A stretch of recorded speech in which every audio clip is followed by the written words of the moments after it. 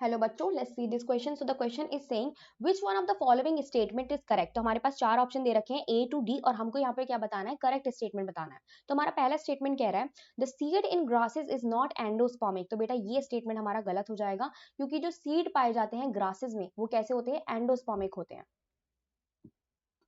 Endospermic seed पाए जाते हैं यानी कि सीड के अंदर एंडोस्पर्म प्रेजेंट होता है. ठीक है, ऐसा नहीं है उसको डेवलपिंग एम्ब्रियो जो है कंप्लीटली कंज्यूम कर लेता है. Endosperm is present. तो यहाँ पे नॉट एंडोस्पर्मिक बोल रहे हैं तो इस वजह से गलत हो जाएगा. Be saying mango is a parthenocarpic fruit. तो इस पे ये बड़ा बड़ा रॉन्ग लगा देते हैं. Mango is not a parthenocarpic fruit. Parthenocarpic fruit वो होते हैं जो विदाउट फर्टिलाइजेशन बनते हैं, बट मैंगो जो बनता है वो बनता है आफ्टर फर्टिलाइजेशन. कैसे पता करा हमने, क्योंकि मैंगो जो होता है बेटा, पार्थिनोकार्पिक फ्रूट क्या होते हैं, सीडलेस होते हैं, लेकिन मैंगो के अंदर एक बहुत बड़ा सीड पाया जाता है बीच में.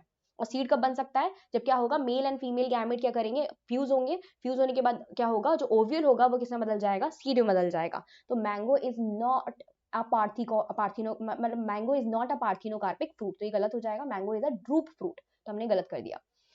C is saying a proteinaceous aileron layer is present in maize grain. तो बेटा ये बिल्कुल राइट है. कैसे राइट है ये, कि मेज का जो ग्रेन होता है, मेज मोनोकोटिलेडॉन, तो ये मैं मेज का ग्रेन बना देती हूँ.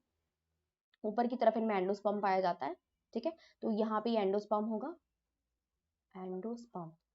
ठीक है, और इसी में एक लेयर पाई जाती है एंडोस्पर्म की ही, एक बेसिकली ये लेयर है. एंडोस्पर्म क्या होता है, फूड स्टोरिंग टिश्यू होता है ये एंडोस्पर्म में ऊपर की तरफ एक लेयर पाई जाती है जिसे बोलते हैं एल्यूरॉन लेयर. Aleurone layer. और इस एल्यूरॉन लेयर में बेसिकली प्रोटीन स्टोर होता है. ठीक है, क्या होता है, प्रोटीन स्टोर होता है. तो ये मैंने मेज का ग्रेन बनाया. ठीक है, इसमें क्या होता है, प्रोटीन स्टोर होता है. तो ये बिल्कुल राइट आंसर है.